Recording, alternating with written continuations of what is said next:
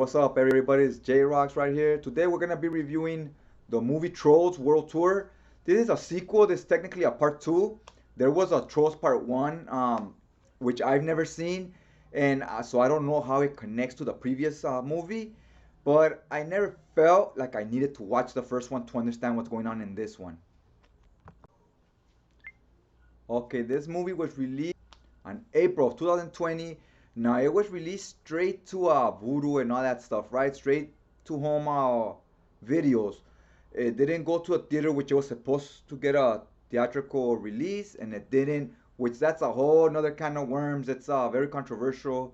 Kind of Universal is kind of in a jam with it's gonna have beef in it right now with AMC theaters because I guess they were legally binded to wait for it to be released in theater, and they went ahead and just put it out on streaming services. So that's gonna be interesting to see what unfolds from this and how it affects the future of movies and movie releases because they're supposed to wait for a release, but this year has been crazy. As we all know, it's been crazy. We had this whole COVID-19 stuff, this virus that's been spreading. They shut down all theaters as well as other stores. So this has never happened in as far as I know, this never happened before. So we were dealing with uncharted territory, and obviously everybody had different opinions on how to go about it.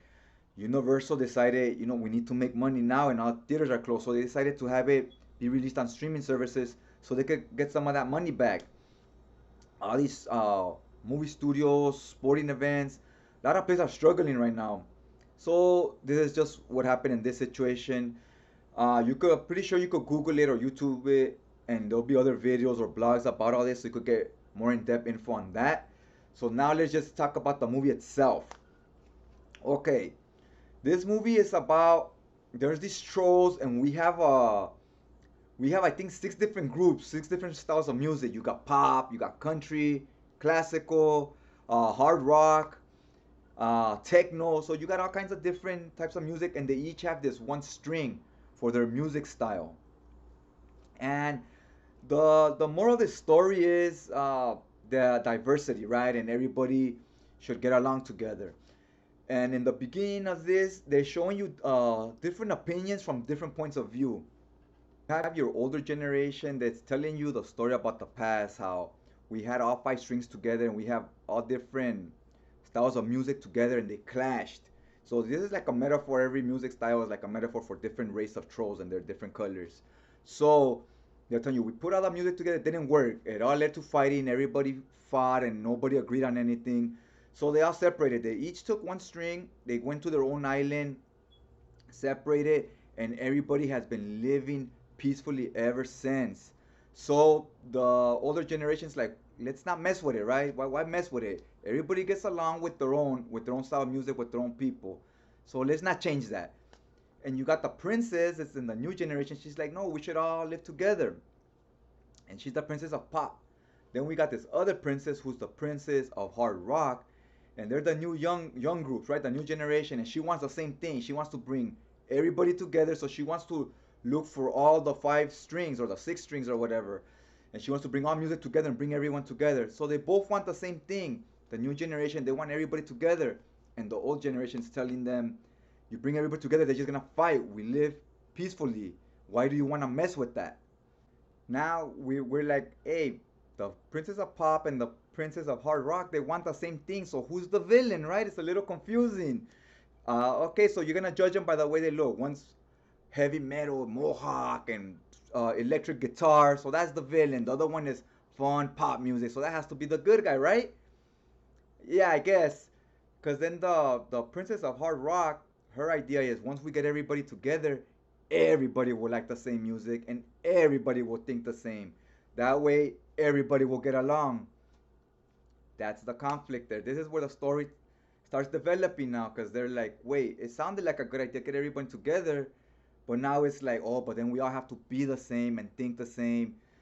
And that's where, the arguments start because they're like, we shouldn't have everybody be the same. We shouldn't have everybody think the same. Everybody should like their own style of music. Everybody should do their own thing. They go, but if everybody does their own thing, they're gonna fight and disagree. See, that's the thing where you gotta balance these things out, and that's where it gets tricky. I thought the story and the message was very well told. You know, there's a moral to the story. It's for kids, so it has to have some type of substance. They gotta walk away learning something from this, right? And this is very current to a lot of stuff that goes on in today's day and age. So I really like where they were going with this. It's kind of like a take on communism, where everybody should be the same, and democracy. So you're kind of getting a battle of that going on here. As far as the whole take on how diversity and the whole movement going on right now, I think this movie really nailed it, and it was a lot better told here and explained in a kids movie than in a lot of the other movies that we see going on today aimed at adults. It's almost like they get it. It's almost like they get it, right?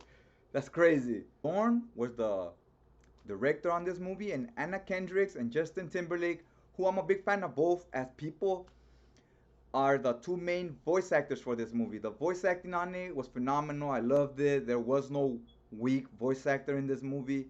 The special effects, it's a Pixar film, so you know you're gonna get top-notch quality as far as CGI and special effects and the colors. Man, the colors on this, you had all kinds of different colors. Looked like a rainbow all day. It looked like you had a rainbow going on and techno style music through the whole movie. So it was very nice to look at. It was very pleasing.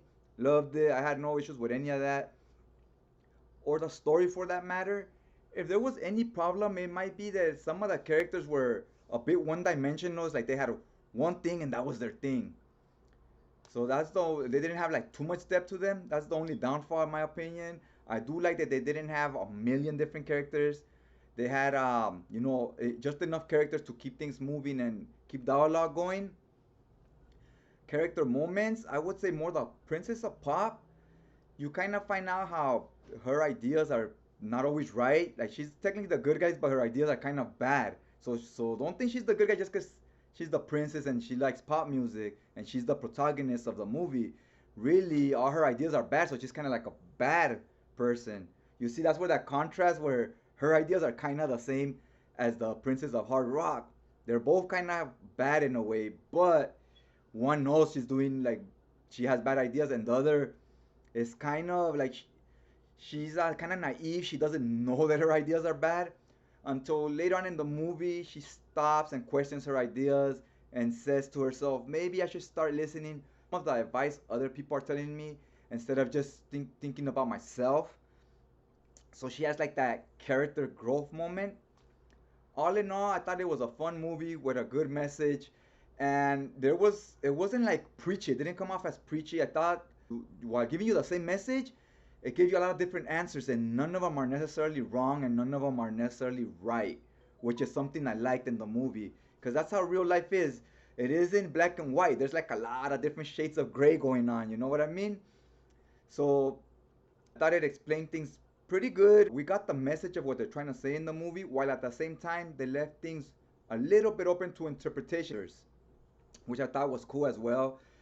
Also, if you see the world building, every different music has a different island or whatever, and they look awesome. And especially the hard rock one, that one looks wicked.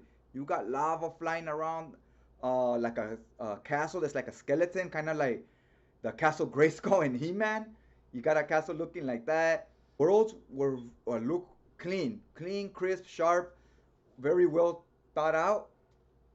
So yeah, if I had to score this on story, I'd give this story a good 8.5. On characters, they sometimes felt a little flat, like they weren't as interesting all the time. So you constantly had to have something happening in the story, because like if you left it alone to character moments, there wasn't much of them. So characters, I'd probably give like a 7. But all in all, I think it's worth watching in my opinion, especially if you got kids. For the kids, I think this is like a 10, and that is the target audience. So yeah, I think this is gets 2 thumbs up from me, and I hope you guys enjoyed this video, and you hit that subscribe button if you want to watch more of the same. I'll check you guys out next time.